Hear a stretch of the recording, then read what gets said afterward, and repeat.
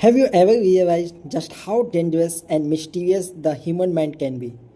We often try to hide our flaws, our fears, and our inner darkness. But there's one swift man who dared to peer directly into those very darkest corners of the human soul, places that everyone else was too terrified to visit. He was a Russian writer who was saved from execution just 5 seconds before his death. A man who spent his entire life battling poverty, illness, and crippling gambling addiction. You left behind immortal masterpieces like Crime and Punishment and the Brothers Karamazov. Hello and welcome. Today we are exploring the extraordinary life story of one of the greatest novelists and philosophers in the human history, Fyodor Dostoevsky. Make sure to watch till the end because his life rivals any fictional drama. Fyodor Dostoevsky was born on November 11, 1821 in Moscow, Russia. His father, Mikhail Dostoevsky, was a military surgeon. However, the family was far from wealthy. They lived in a small, cramped quarter on the ground of the Mariinsky Hospital for the Poor in Moscow. It was here the Fyodor first encountered human suffering and pain. Every single day, he witnessed sickness, helplessness, and poverty. Right outside his doorstep, his father was a deeply strict, stern, and disciplined man. But he ensured that Fyodor and his siblings received a rigorous education. From a young age, Dostoevsky began reading the Bible alongside classic Russian and European literature. However, the joys of childhood did not last. When Fyodor was only 15 years old, his mother passed away from tuberculosis. Shortly after, his father sent him away to the Nikolaev Military Engineering Institute at St. Petersburg, a lonely, regimented environment that Fyodor deeply despised because he loathed military life. Soon after devastating tragedy struck, his father died under mysterious circumstances, rumored to have been murdered by his own serfs. This profound shock deeply scared the young Fyodor. After completing his engineering studies, Dostoevsky quit his job because his true passion was literature.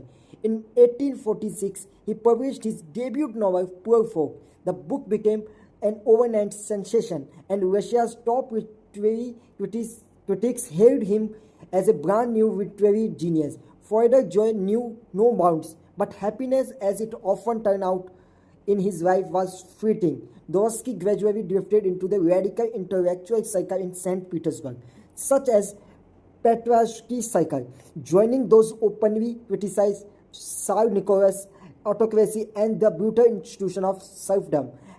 And then came to darkest turning point of his life.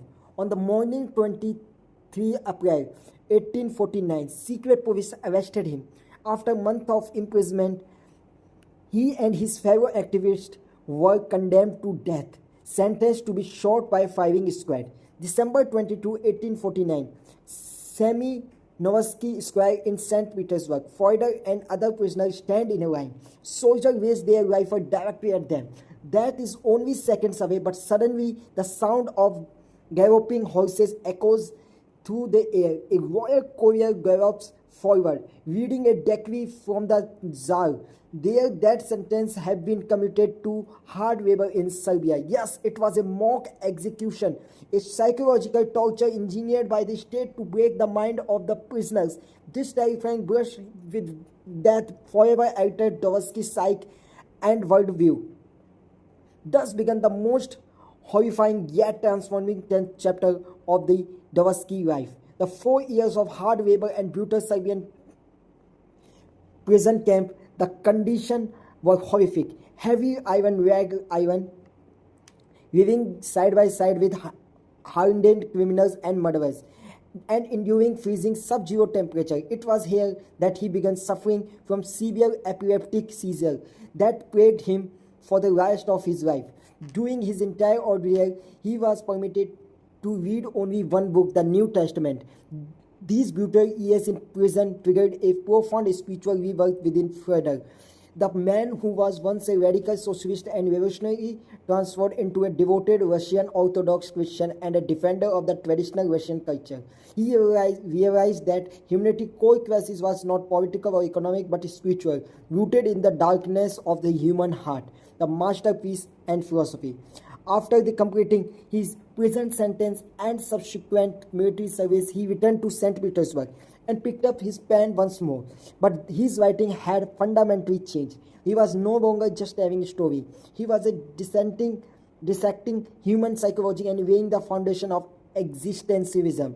First, notes from Underground 1864. Why do we consider the world first existentialist novel? It argued that human beings are not predictable mathematical machines. People will often choose irrationality, chaos, and suffering simply to preserve their free will.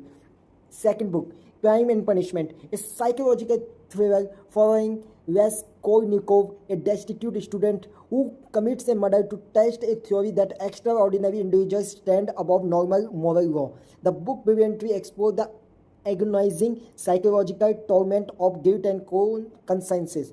The Brothers Karamazov, 1818, his ultimate philosophical masterpiece, it tackles the heaviest question of the existence of God, human suffering, and the nature of morality.